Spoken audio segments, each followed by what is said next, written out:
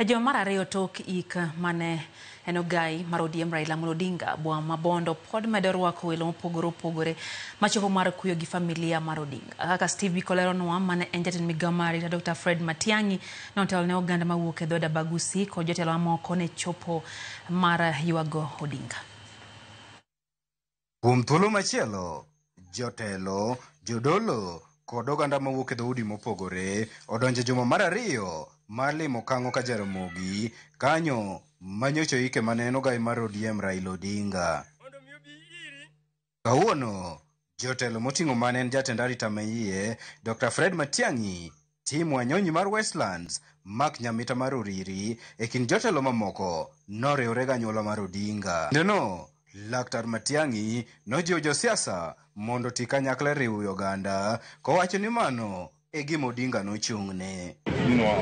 Big actor across this region, big actor in the country, in the affairs of our nation, and he interacted with a lot of us. And that is why we came.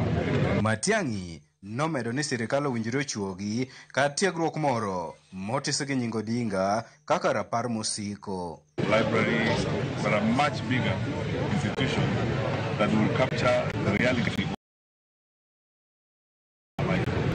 And Mama and Junior say they are thinking about things, and we say fair enough. When that time comes, as they think through, we will very gladly be part of that journey as members of the family of this region, members of the family of Kenya, because Prime Minister Raila Odinga was focused on Project Kenya, not Project Nyanza or Project Corner of some kind. Korka kore, Raila Junior, mano rwako welogo, nopuoyo siep ma wuon gi ne ni godo gi jo Mogusi nyaka e thone.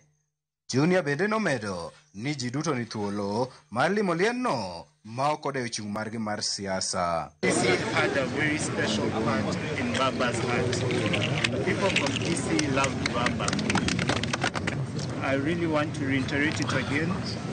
Please, this shrine, this grave of my late father is open for everyone.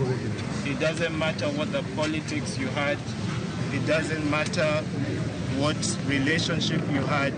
It is open for everyone. Moko kuom jodolo kod jotend dinde mawuok South Nyanza mano limo liend Odinga bende nolando njili mar kwe kagiwacho ni ma e kinde ma oganda Luo winjore oriwre mondo kik fuok mora mora nene kindgi ka gidhi nyime gi chopo lek mar Odinga. Wahore urumos. Higa mar 94 kane wuon Raila nonindo, joluo noywak ni wadong' e mudho, to Nyasachwa ma ok nindi kano okawo Raila Amolo Odinga wawene Nyasaye thuolo maber mondo miwa jatelo mabiro rito piny Luo kendo biro riwo jo Kenya mana kaka Raila ne temo riwo jo Kenya kendo noriwo makara sama koro nonindo nowe ka Kenya oriwo maweche mane nitie matek mag ng'anyo nochung' kokalo kuome. Steve Biko, Ramogi TV, Siaya.